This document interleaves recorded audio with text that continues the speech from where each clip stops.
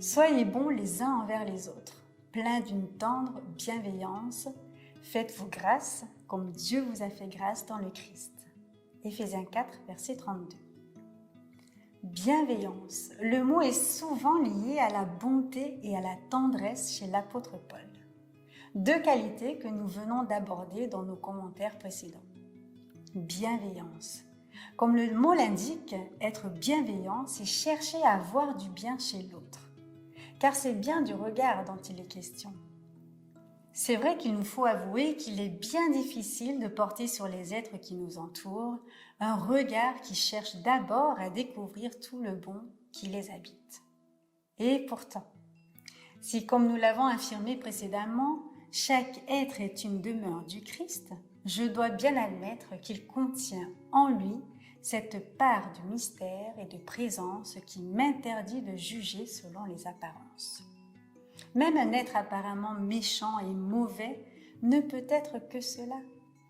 Lorsque les regards extérieurs l'enferment dans ce rôle, le bon qui est forcément en lui a bien du mal à se révéler. En étant bienveillant, nous autorisons au bon qui est dans l'autre d'avoir la possibilité de prendre le dessus. Bienveillance. On peut aussi comprendre ce mot comme une invitation à veiller au bien de l'autre. Là, c'est notre responsabilité de frères en humanité dont il est question. Être bienveillant, c'est être conscient que nous sommes solidaires. Seule cette prise de conscience fait de nous des humains et donne du sens à notre existence. Laissez-moi vous raconter une histoire. Un mandarin partit un jour dans l'au-delà. Il arriva d'abord en enfer. Il y vit beaucoup d'hommes attablés devant des plats de riz.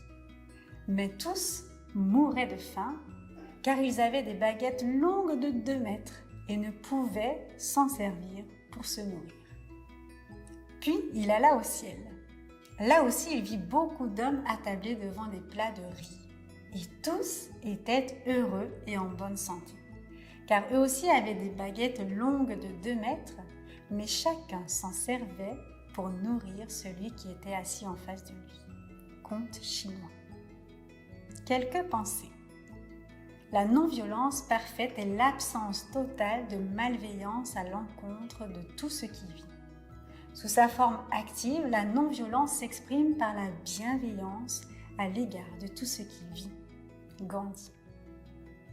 Un jour, en marchant dans la montagne, j'ai vu une bête. En m'approchant, je me suis aperçu que c'était un homme. En arrivant près de lui, j'ai vu que c'était mon frère. Proverbe tibétain. Les ennemis, ça n'existe pas. Ce sont des gens avec qui l'on n'a pas encore déjeuné. Jean Noël.